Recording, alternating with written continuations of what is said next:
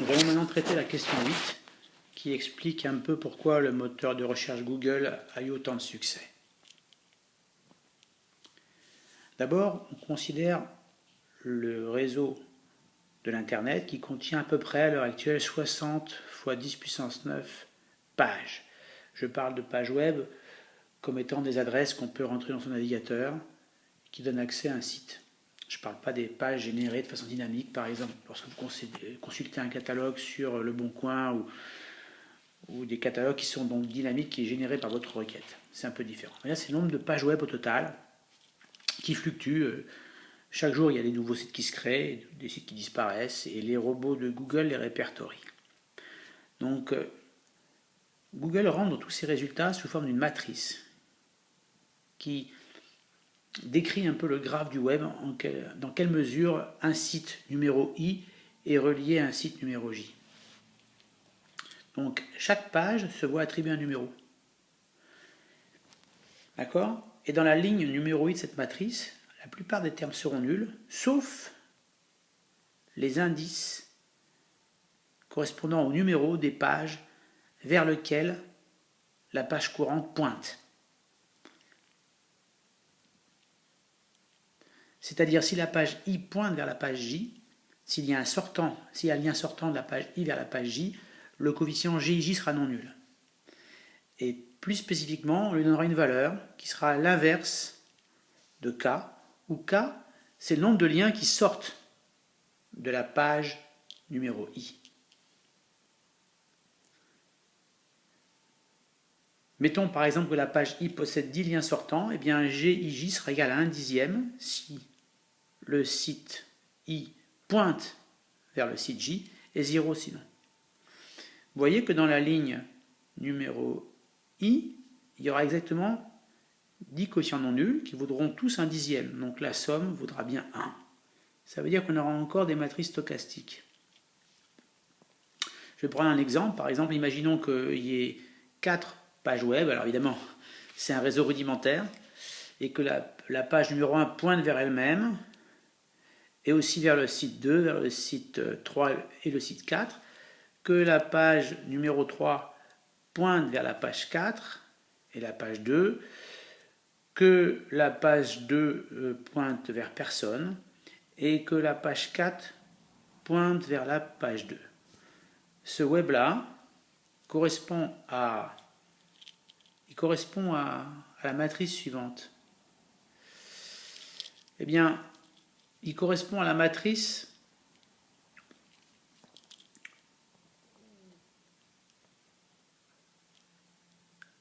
j'ai fait une bêtise. Il correspond à la matrice suivante. Vous voyez, la première ligne, eh bien, la page 1 pointe vers toutes les autres, donc on a un quart à chaque fois. La ligne 2 pointe vers personne, donc il y a des zéros partout. La ligne 3, elle pointe vers la ligne 2 et vers la ligne 4. Elle a deux liens sortants, donc ils ont chacun un coefficient 1,5. Et la ligne 4, elle pointe que vers la ligne 2, donc il y a un 1 en deuxième position. Voilà. Voilà le graphe c'est une matrice d'incidence quelque part, mais les coefficients sont des fractions qui correspondent en fait au nombre de liens sortants, à l'inverse du nombre de liens sortants. Alors, cette matrice est stochastique, sauf pour la ligne nulle, qui correspond à un cul-de-sac. Donc là, qu'est-ce qu'on fait? On la modifie légèrement, on l'appelle nouvelle matrice G'. Là où il y avait une ligne nulle, donc c'est-à-dire un lien, une page qui ne pointait vers aucune autre, on considère qu'on peut repartir n'importe où. Et donc ça revient à mettre des 1 sur n partout, ici un quart partout. Voilà. Alors c'est une matrice qui est maintenant complètement stochastique, pour peu que du site 2 je m'autorise à repartir vers tous les autres sites. Voilà. Elle a encore un petit inconvénient, c'est qu'il y a des coefficients nuls. Et ça on n'aime pas trop, parce que la théorie qu'on a démontrée à la question 7, c'est-à-dire l'existence d'une distribution stationnaire, eh bien, elle se démontre pour des chaînes de Markov où les matrices ont tous des coefficients strictement positifs. Bon, on peut démontrer aussi pour des matrices avec des coefficients nuls dans certaines hypothèses, mais ce qu'on a démontré nous, et c'est le cas le plus simple, c'est lorsque tous les coefficients de la matrice sont strictement positifs, on a une propriété de convergence des puissances de la matrice vers une matrice dont toutes les lignes sont identiques. C'est ce qu'on a fait dans le cas des matrices 3-3 pour la sociologie. Vous vous rappelez, avec les classes favorisées, moyennes et défavorisées. Donc on aimerait bien avoir cette hypothèse de GIJ différent de 0. Alors pour ça, bien voilà ce qu'on fait. On va modifier légèrement la matrice, que j'avais appelée G' déjà, puisque j'avais remplacé la ligne nulle par une ligne avec des 1 sur n partout. Eh bien, je vais faire une combinaison convexe, c'est-à-dire une combinaison de la forme θ fois G' plus 1 moins θ fois une autre matrice, la matrice E étant la matrice où il y a des 1 sur n partout. Ce serait un graphe où tous les liens, où tous les sites pointeraient vers tous les autres sites. Donc chaque site aurait n liens sortants, qui seraient tous les sites. Donc la matrice d'incidence, ça serait 1 sur n, 1 sur n, 1 sur n partout. Donc comme vous faites une combinaison convexe de deux matrices qui sont stochastiques, celle-ci est manifestement stochastique, vous sommes en ligne, vous trouvez 1. Quand vous faites une combinaison convexe de matrices stochastiques, vous trouvez encore une matrice stochastique. Et cette matrice G seconde a l'avantage d'avoir aucun coefficient nul. Ils sont tous strictement positifs. Donc là, je reprends l'exemple précédent. On avait G', c'était cette matrice-là. Deux lignes égales à 1 quart. Ensuite 0, 1,5, 0, 1,5, 0, 1, 0, 0. Bien, si vous prenez θ un réel entre 0 et 1, par exemple celui qui est choisi par Google pour des raisons que je ne peux pas détailler là, on prend 85% de G' et 15% de la matrice où il n'y a que des 1 quart. Et bien on va trouver que au moins tous les coefficients de la matrice G seconde, ils seront supérieurs à 1 quart fois 0,15. Parce que si vous aviez un terme nul dans G', vous allez lui ajouter 0,15 par 1 quart. Donc il y a au moins 0,04 partout. Alors évidemment, il y a des termes qui sont plus gros, mais vous n'avez jamais des coefficients nuls. Alors G seconde est stochastique, et comme tous ces coefficients sont strictement positifs, la théorie des chaînes de Markov s'applique. Et quand vous faites des puissances de G seconde, peu à peu, vous allez converger vers une matrice dont toutes les lignes sont identiques, avec un vecteur alpha, alpha 1, alpha n, alpha 1, alpha n, qui serait une répartition limite, comme on l'a vu dans le cas des trois états de la société. Donc alpha correspond à la répartition limite des particules qui évoluerait en suivant cette probabilité de transition. La probabilité d'aller de I à J, c'est G seconde de IJ. Alors d'une certaine façon, alpha J, ce serait la proportion de robots qui sont sur la page J au bout d'un grand nombre d'étapes. Je parle de robots parce qu'effectivement, le web est parcouru en permanence par des web robots, des webbots ou des Googlebots qui naviguent. Dès qu'ils arrivent sur une page, ils prennent au hasard un lien sortant et ils vont à cette page, sur laquelle à nouveau, ils choisissent un lien sortant, ils vont au hasard, etc. Ces robots, ils choisissent au hasard les liens de sortant de chaque page et ils naviguent en permanence. Et quand ils arrivent à un cul-de-sac, ils repartent au hasard sur le web, etc. etc. Et 85% du temps, ils naviguent suivant les liens sur les pages, et pendant 15% du temps, eh bien, ils vont au hasard sur le web. Ça correspond à faire 85% de la matrice qui correspond au web réel, et 15% à cette matrice où il y a des 1 sur n partout. Donc ça suit exactement cette chaîne de Markov G seconde. Eh bien, on peut concevoir que plus la répartition limite est élevée pour un indice J, ça veut dire que plus il y aura de robots qui vont être sur ce site au bout d'un grand nombre d'étapes, eh bien plus le site est important. Donc plus un site a un alpha J grand par rapport aux autres alpha K, pour K différents J, plus ce site est important. Et bien en fait c'est exactement ça. Google note les sites en fonction de ce coefficient alpha J. Alors, pour noter les pages, on appelle ça un page rank, le rang de la page. Alors, on ne prend pas exactement alpha J, parce que c'est des nombres très faibles, ils sont entre 0 et 1. Et comme ils sont 60 milliards et que la somme vaut 1, c'est des nombres tout petits. Alors, on se ramène à quelque chose de logarithmique, c'est-à-dire qu'en fait, la note, on prend le log de alpha J, qui va être un nombre négatif, puisqu'on est entre 0 et 1. Et puis, on lui rajoute un entier, et on prend la partie entière. Voilà ce que ça donne. Si vous prenez par exemple alpha g égale 10 puissance 9, moins 9, pardon, vous avez une chance sur 1 milliard de vous trouver là si vous naviguez au hasard pendant un grand nombre de pas de temps. Eh bien, log de 10 puissance 9, ça fait moins 9, 10 moins 9, 1, donc vous avez une note de 1. Et par contre, si vous avez une chance sur 10 de vous trouver là, par exemple, ça serait Google ou Amazon, vous avez des sites très importants, ben votre note, ça va être 9 sur 10. D'accord ? Pour avoir 10 sur 10, il faudrait que vous soyez à 100% sur le site, c'est pas possible.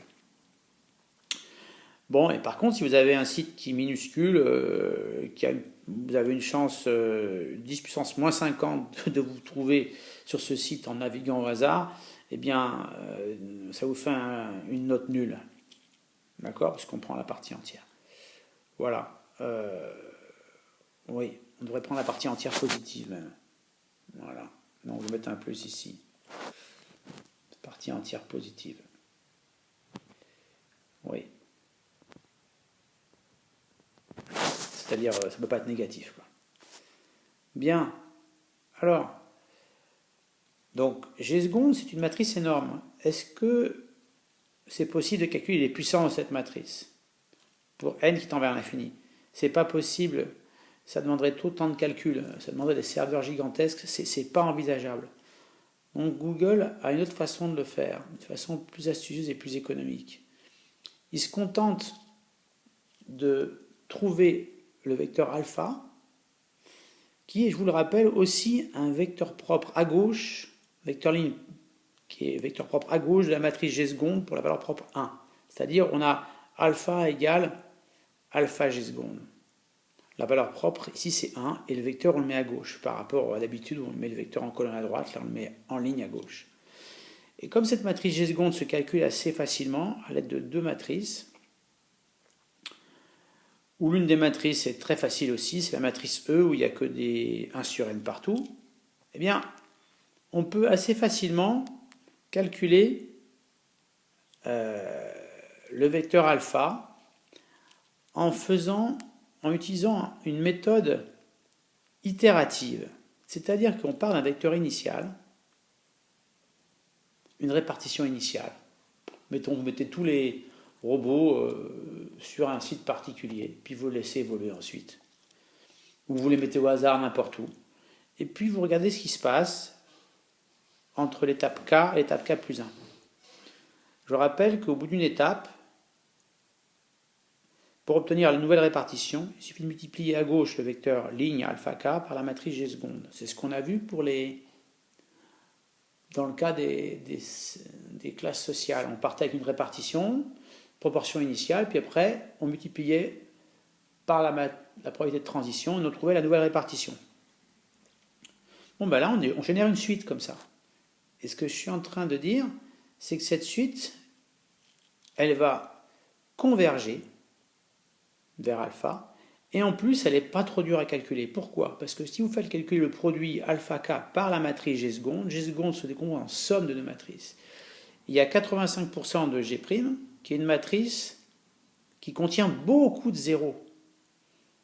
Pourquoi? Parce que dans la ligne de G', à part quelques lignes où on a mis des 1 sur n partout, la plupart des lignes, c'est des vrais sites qui ne pointent que vers quelques autres sites. En général, vous avez un site web, chacune des pages de ce site n'a pas beaucoup de liens sortants, sinon elle n'est pas lisible. On a une dizaine ou une vingtaine de liens sortants. Ça veut dire que dans chaque ligne, parmi tous les 60 milliards de coefficients possibles, il n'y en a qu'une dizaine ou une vingtaine qui sont non nuls. Donc c'est une matrice avec beaucoup de termes nuls. On appelle ça une matrice creuse. Et ça, on peut assez facilement calculer un produit matrice vecteur, parce qu'il n'y aura que dans chaque ligne 20 coefficients qui vont compter, ou 30, enfin voilà. Dans chaque ligne, ça va être assez simple. Et les lignes qui sont pleines, où il y a des 1 sur n partout, on va trouver la somme des coefficients de alpha n, on va trouver 1. Donc c'est très facile de calculer l'image d'un vecteur par cette matrice, même s'il est énorme. En fait, on ne stocke que les termes non nuls, et il y en a très peu. Donc c'est économique à calculer. Puis enfin, l'autre partie où il y a une matrice qui est pleine, où il y a des 1 sur n partout, ça, la somme des coefficients de alpha k va donner 1 à chaque fois. Donc ça se calcule assez bien. Vous voyez? Comme c'est une matrice qui comporte plein de zéros, d'une part, et l'autre qui est facile à calculer, eh bien, c'est pas cher de le calculer, ça. D'accord? Donc, c'est ce que j'explique. Sur le net, en général, une page ne comporte pas beaucoup de liens sortants. Donc, la matrice G' est creuse. En anglais, on dit qu'elle est sparse. Et vous trouvez pas mal d'algorithmes en MATLAB ou dans d'autres langages pour calculer avec des matrices creuses. C'est le produit matrice vecteur, d'habitude, ça coûte une matrice n fois n par un vecteur n. Vous aurez n coefficients. Dans chacun d'entre eux, il y a n termes. Ça fait de l'ordre de n carré opération.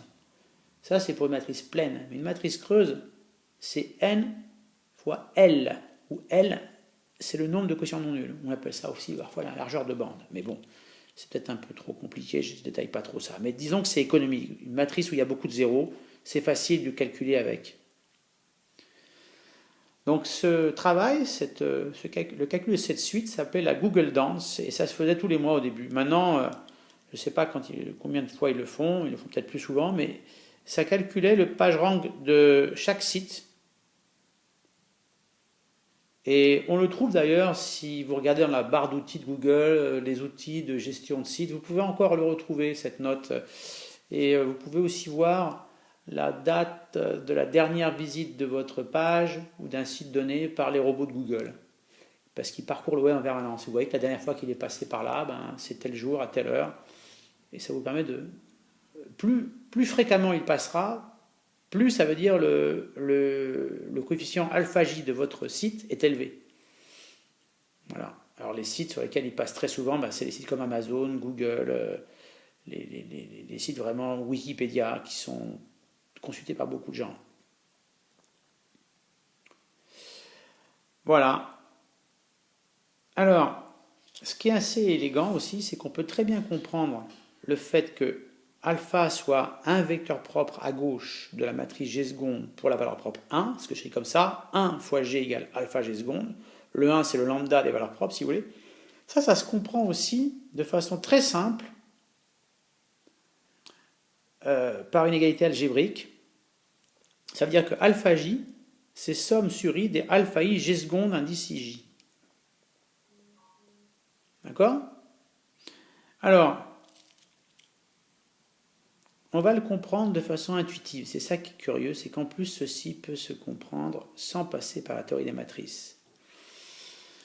Alors, bon, j'enlève pour l'instant les G secondes et les G, ça c'est des détails techniques pour avoir des matrices stochastiques à quotient non nul. Mais le principe, c'est le même si vous remplacez G par G seconde. Bon, je triche un peu là-dessus, mais... Donc, alpha J, c'est la somme sur I des alpha I, GIJ. Ça veut dire quoi? Alors, je vous rappelle que GIJ est non nul seulement lorsque I pointe vers J. Donc ici, ça veut dire que on va calculer la somme pour tous les indices I tels que I pointe vers J de alpha I GIJ. Et maintenant, je vous rappelle que GIJ dans ce cas-là, c'était 1 sur le nombre de liens sortants. Donc je vais noter ça comme ça va être alpha I sur 1 sur le cardinal de l'ensemble des I qui pointent vers quelqu'un. Ça, c'est les liens sortants. D'accord? Donc on va sommer sur tous les indices I qui pointent vers J. Alpha I fois 1 sur le cardinal de l'ensemble des liens sortants de la page I. Et ça, c'est une formule qu'on va pouvoir comprendre. Je le réécris comme ceci, si vous voulez. Ok? C'est ce qu'on a vu tout à l'heure. GIJ, lorsqu'il est non nul, c'est 1 sur le nombre de liens sortants de I. Bon, ça j'ai détaillé, je le reprends un peu. Ce qui est miraculeux, je l'écris encore, c'est qu'on peut le voir ça de façon intuitive comme l'extension au réseau de l'antique système du piston que tout le monde connaît. Quand vous voulez trouver un boulot quelque part, c'est bien d'avoir une recommandation. Une recommandation de quelqu'un d'important, c'est encore mieux. Et puis c'est mieux aussi que la personne importante qui vous a recommandé, elle ne recommande pas aussi à tout va toutes les personnes qui se présentent à elle. Parce que sinon, vous vous présentez avec une lettre de recommandation d'une personne, mais il y en a 20 autres qui auront la même, alors c'est pas très bon. Ben c'est pareil. On va imaginer que lorsque vous avez un lien qui pointe vers un site, c'est comme une recommandation. Donc I pointe vers J, c'est-à-dire que le site I recommande le site J. Et la recommandation, elle va avoir du poids, d'autant plus que alpha I, que j'ai entouré en rouge, est gros. Ça veut dire que vous êtes recommandé par un site qui a un gros PageRank. Donc si Amazon pointe vers votre site, vous allez avoir du trafic. Voilà. Donc ça compte d'être recommandé par un site important. Et c'est vraiment important. Ça augmente votre note. Mais votre note augmentera d'autant moins que le site en question recommande aussi d'autres sites. Si vous avez un site important qui recommande que quelques sites, dont le vôtre, c'est très bien. Mais si ce site important recommande en fait énormément de sites, ça ne joue pas tellement de rôle. Vous voyez? Donc en fait, d'un côté, vous tenez compte du poids des sites qui vous recommandent, de façon à accroître la recommandation, et vous diminuez la recommandation de façon à tenir compte du nombre de sites que recommande le site qui vous a aussi recommandé. Donc sa recommandation comptera d'autant plus qu'il est important et d'autant moins qu'il recommande aussi d'autres sites. Et vous sommez toutes ces recommandations. Donc c'est comme si vous voulez, pour calculer la note de quelqu'un, vous avez un candidat qui arrive, vous regardez combien il a de recommandations sur lui, de tel député, tel machin, et puis chacun de ces députés, vous regardez combien de personnes il a recommandé. C'est ça en fait qui donne la note d'une page. La somme des recommandations reçues par cette page, en tenant compte de leur importance, et puis du nombre de recommandations que ces sites ont eux-mêmes effectuées vers d'autres sites. D'accord? Donc le nombre de liens sortant d'une page influe sur le poids de la recommandation, ainsi que la note de cette page. Voilà. Et cette formule magique, c'est ça qui a basé la suprématie de Google sur tous les autres moteurs de recherche. Et donc, c'est simplement le fait qu'une certaine matrice stochastique admet un vecteur propre à gauche pour la valeur propre 1. Et voici donc la séance d'aujourd'hui. La semaine prochaine, nous parlerons de thermique. Je parlerai de l'équation de la chaleur et puis de la résolution analytique de l'équation de la chaleur par la méthode des séries de Fourier. Alors j'ai mis pas mal de liens sur Moodle, essayez de les regarder à l'avance. Je vous remercie.